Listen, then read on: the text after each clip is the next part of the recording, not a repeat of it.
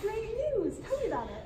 Okay, so one of my teachers having parents come in and talk about their jobs, and my friend's dad is really rich, he has a really nice car, and he's a radiologist, so I want to be that because they make a lot of money and the job's kind of cool.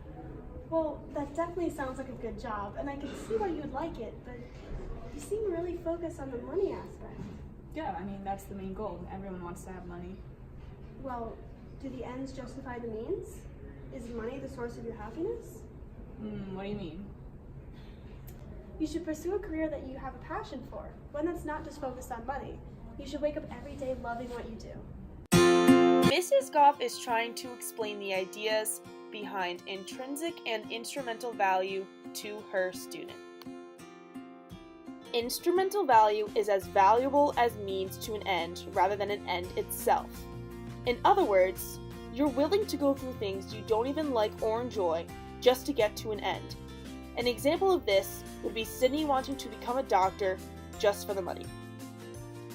Sid is willing to go through years of schooling and pay lots of money just to become a doctor. These actions taken would be considered her means to become a doctor. Sid finally becoming a doctor just for the money would be considered the ends.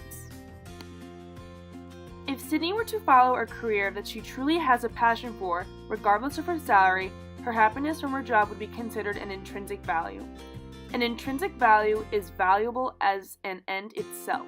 In other words, the means that must be done in order to reach your desired end aren't even means because you enjoy the means basically making them ends. For example, someone who actually has a true passion for becoming a doctor and biology wouldn't mind the years of schooling or hard expectations of being a doctor, because the career and classes themselves create pleasure and happiness for the person. I should do something that I enjoy. But what if I want to do something that I won't make a lot of money? That's the problem with today's world. People are so focused on how much money they're going to make and not how happy they're going to be. Mrs. Goff is trying to reflect the ideas of consumerism and materialism to Sydney. The book Brothers Karamazov reflects consumeristic ideas, especially through the thoughts of Zosima, a wise monk. In the book, Zosima says, quote, "Taking freedom to mean the increase in prompt satisfaction of needs, they distort their own nature, for they generate many meaningless and foolish desires, habits, and most absurd fantasies in themselves. They live only for mutual envy, for pleasure-seeking and self-display.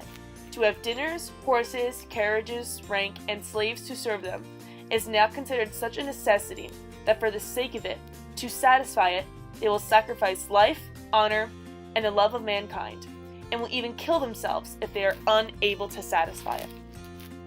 This sacrifice of true happiness due to materialism and consumerism is only increasing in our world today, and it's truly a shame. I guess you're making some really good points. Honestly, I've always been interested in teaching. I like what you do. Although I'll probably make more money as a doctor, I would be doing something that I love while helping other people. Yes, helping other people is very important these days. Like I said before, there are some professionals who are only in it for the money. There are even some professionals who enjoy helping people, but helping people only makes them feel better about themselves. Mrs. Goff is now describing how many things that provide satisfaction for us are merely extensions of our ego. Many doctors these days most likely claim that they are doctors so they can help other people, yet they have probably never reflected on themselves to realize they only like helping other people because it makes them feel better about themselves. This brings us to the topic of altruism. Altruism is acting out of concern for another's well-being. People who are altruistic disregard their personal concerns for the sake of others, and don't help other people for rewards and self-satisfaction. It's hard to be altruistic these days, especially with the selfish society we live in today. Yet our world would be a better one if people could reflect on themselves enough to realize their selfish ways. Wow, I guess I never really thought of helping other people as being selfish like that. If I were to become a teacher, like I said, I would want to help students become better people. I'm glad you think so. Teaching is a great career path with lots of opportunity. Thank you for having this talk with me. If we didn't, I would have wanted to become something I don't even want to do. That's what I'm here for, guidance and support. I'm really glad that I could help you, Sydney. See you in class tomorrow? Of course, see you then. Bye, Sydney.